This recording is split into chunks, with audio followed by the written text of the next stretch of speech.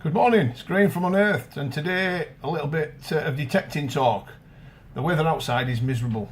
No good for detecting today. I'm out of the office for a few hours, so I thought I'd put together this little YouTube video regarding a few things. First off, some of you guys will know this, that our Unearthed Facebook group is now doing a live detecting draw. Now, we've been doing these for probably about 18 months now. We were the first group to set these off. Very successful. The reasoning behind it is to give people the opportunity to get a mid-range high-end machine for a very little outlay. We know that some people probably struggle to buy certain detectors, so the reasoning behind it was to get a token available on our website. People can buy the token for £5. They then get automatically entered into a draw. Once the tokens are sold, the draw is then live on Facebook. There's 2 detectors to win this time. T2 Plus package deal with the probe and the digging tool. The new Technetics Liberator headphone pack, which is a great little machine. And there's a bundle pack, which is a pinpoint probe from Tech Point, which is one of the best on the market on the planet. Detecting hold all, which is fantastic to keep all your gear in, and one of the Spink 2018 coin books. So it's really good way of getting your hands on a good machine or a good package for very little outlay, and that's the reason why we do it. We take it out of our stock. Ooh, my machine fell. We don't get these from free off the manufacturer like some do. These are our own machines that we've bought in. We put it out to the live draw, and it's very successful. However, things are starting to slow down a little bit, because what's happening is other groups now, other Facebook groups are copying our sort of way we do it, I guess. The live draws are becoming popular on other groups. You can blame them. You can't blame people for doing it, but we were the original group to do it. We continue to do it, so it's just a bit of a plug really to say to people, come on, buy your tokens. You've got a great chance here of winning. Loads of people have won in the past, from all over the country, Scotland, Dorset, Norfolk, Cumbria even, the North East, Midlands, everywhere, Wales. People have won these machines from all over the country. So it's a great opportunity to do it. So I think there's about 90 tokens sold, probably 128 left. We're a third of the way through the draw. UK only, unfortunately, we can't ship them out to the continent or abroad. So it's a UK based only draw. So sorry for you guys that are living in other parts of the world, but that's just the way it is. So that's first off. Secondly, I'm going to talk about detecting a little bit, and I've had an unbelievable few weeks detecting. Some of you guys are probably already aware, and you'll see on the YouTube channel there's some of the bits and pieces that I'm pulling up, but every now and then I go through a purple patch. So I could go for a few weeks without finding anything major or anything good. Frustration sometimes sets in. Even I get frustrated after 38 years of detecting. However, I would say this month has probably been one of the best months of detecting I've had for a long time. Started with a run of Roman and Celtic brooches, which is not unusual, but the amount that we're pulling up at the moment is quite interesting.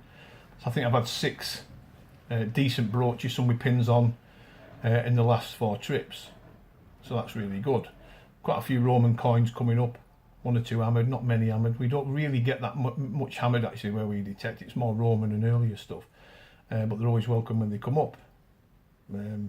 Case being, a couple of weeks ago, detecting on a field I've not really paid too much attention to over the years. I've been on it a dozen years ago, 12 years ago, very quiet. Memory serves me, I got a Henry III long cross penny, which was really good. I really love them coins, but nothing else came up.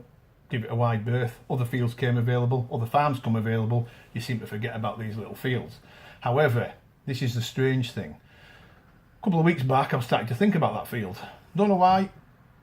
Nothing significant about it. Low lying, middle of nowhere. But I started thinking about going back on it. So a couple of weeks ago we decided to go back on it on a Saturday, Sunday. Yeah, things were quiet again, as I expected them to be. A few buckles coming up, bits of lead, shotgun shells as normal. I wandered off it, onto the higher ground to see if there's anything else coming up. Nothing came up. So back in that same field. No particular search pattern, worming my way randomly, I guess. There's no rowing. I wasn't rowing up and down looking for a hot spot. I was just basically in autopilot, wandering around. Got a signal with the Pink Panther, the G2 Plus. Up comes not only one of the rarest and most desirable hammers I've ever found, but one of the most, I guess, valuable. King Stephen and Matilda Penny. Now, when I first found it, I actually took a video of it coming in the clod shot. I thought I'll grab my phone rather than, just peel it off and take a few pictures. It was in the clod, so I actually videoed it, and you guys have probably seen that on YouTube. But I didn't know what it was, but I knew it was something special because I've never seen one before, never mind held one, and I didn't instantly recognise the coin. So that was just a once in a lifetime find. Nice Roman brooch come up a bit later on. Happy days. Went back buzzing. The excitement was unbelievable. The beauty of social media was I put a little picture on our Facebook group of the coin within 20 minutes. 10 minutes after that, an ID comes through. Wow, rare King Stephen Penny, Matilda and Stephen Penny. Couldn't believe it. Couldn't settle down after that detecting properly for a few hours, but I managed to. We had a few bits and pieces come up. And then last week we went back. We didn't go up the same field, it wasn't available. Went on a different farm. Been on this field for best part of 10 years, I guess. Quite a few detectorists have been on it in the past. There's been a few nice finds come off it. A little bit of Viking here and there, a bit of medieval, a little bit of Roman. So a mixture of things from all ages, but nothing special, nothing major. And it's all spread out. It's just random casual lost fields from the ages gone by. Didn't expect too much to come off. The conditions were good. Rotting down stubble, which was very unusual for this time of the year. It was almost flat. So we give it a go. Found a little hot spot early on. Hammered came up, which I was happy with. Ring brooch full with a pin. A little medieval key handle, a medieval key. Knife handle, medieval. Gaz got a beautiful short cross penny, and then earlier on in the afternoon I managed to find a bit of gold. Again, Pink Panther time. Little gold posy ring, inscription inside. I didn't do a video on it because because it was gold, I was sort of more excited about getting it out of the ground and finding out where it was. Should have done a little video, but I didn't. Really pleased with it. So I'm on a run. But I think the thing that counts is, in the age of hype, I guess, a lot of detecting hype out there, some good, some bad, some a bit indifferent. Charging your machine up, putting programs in it off the internet or off the computer, downloads, unbelievable amount of information coming through, settings. I see people in detecting and feel scratching their heads because they forgot the settings. Simplicity counts. I can turn this on, this G2 Plus, I can turn it on, settings are already saved, I ground balance it, and away I go. 5 seconds. And the simplicity matched with performance is the key. Doesn't suit everybody. Some people love the technology, and I can understand that, but I think there's a lot out there, a lot of people out there that love simplicity matched with performance, and that's the key. That is the key to detecting in my eyes. If you can keep it simple, these manufacturers can keep these machines simple but effective, they're on to a winner. However, we're demanding now waterproof machines, at least weatherproof machines. So I'm expecting now to see a batch of weatherproof machines coming through. Most machines, if not all machines, should be weatherproof at least. If you get caught out in the shower, you don't want to be scratching around putting covers on. I've been doing that for the last 30 years. It's 2018, for God's sake. We should be using weatherproof machines. They should be weatherproof. It can't be that difficult to make weatherproof machines. So if there is a downside to all this, simplicity and performance and everything else that I'm ranting on about, these machines have got to be weatherproof. It's a no-brainer. Here in the UK, especially up here in the north, it rains more than it shines, and we're out in it. They've got to be made weatherproof. So come on, guys, use manufacturers out there that are not doing it yet. Get into it and get doing it. What else? I guess some of you are aware of my Instagram account. This sounds like a little bit of a social media plug, but I mean, I suppose in some ways it is, but we're a little bit different at Unearthed. We're detectorists. I'm a detectorist, and I base my detecting around my business. I don't base the business around my detecting. Detecting comes first. I sell detectors, it's my main job, it's my only source of income, but I'm a detectorist. I didn't set the business up 7 years ago to not become a detectorist. So I base my detecting around the business, not the other way around. Or did I say that wrong? I base my business around me detecting. Detecting always comes first. Make of that what you will. Going back to the social media side of things, Instagram, I put a lot of finds on Instagram, we have a lot of followers on Instagram. By all means, have a look on Instagram. It's not a channel or a social media outlet to promote things necessarily. It's more to show people finds. And I think people on Instagram in particular seem to be a lot better behaved than they do on Facebook. I don't know why. It seems to be more genuine. It seems to be more polite. The people are nicer. You don't get any bad trolls. You don't get any bad language.